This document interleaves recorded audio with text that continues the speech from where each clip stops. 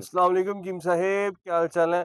कीम साहब आज आप बीआरबी नहर के किनारे पे मौजूद हैं, तो आपके यहाँ पे आने का सबब भी बताएँ और आबेजारी के बारे में भी बताएँ। हाँ जी, माशाल्लाह बड़ा अच्छा सवाल है आपका। सबसे पहला क्वेश्चन तो ये है कि आबेजारी के फ़वाइद।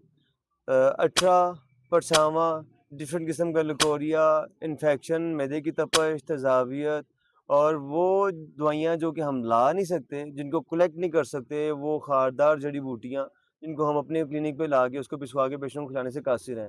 ये पानी उनसे गुज़रता हुआ, चूने के जो है पहाड़ों के दरमियान से गुज़रता हुआ अपनी तेज़ाबियत को डाउन कर चुका होता है।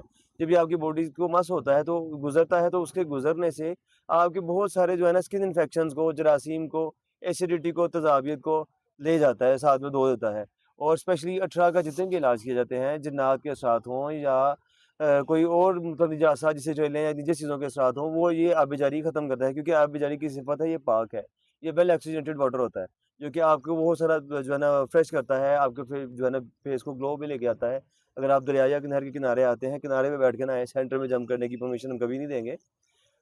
किनारे पे बैठ के नहाएँ और इंशाल्लाह आपको इससे बड़ा रिस्पॉन्स मिलेगा। आपकी ब्यूटी में, दानों में, आपके चेहरे में, आपकी ख़ारिश इन्फेक्शन में, आपके डिफरेंट मसाइल का हल आबेजारी में मौजूद है, जो कि अल्लाह पाक की ज़ात ने नेचुरल सोर्स से जो है ये तरीका इलाज रखा हुआ है। जिस तरह इलाज के डिफरेंट तरीके हैं, इलाज बिल तदबीर, इलाज बिल दुआ, इलाज बिल ग़ज़ा, इलाज बिल जद, तो ये इलाज बिल जद में आता है।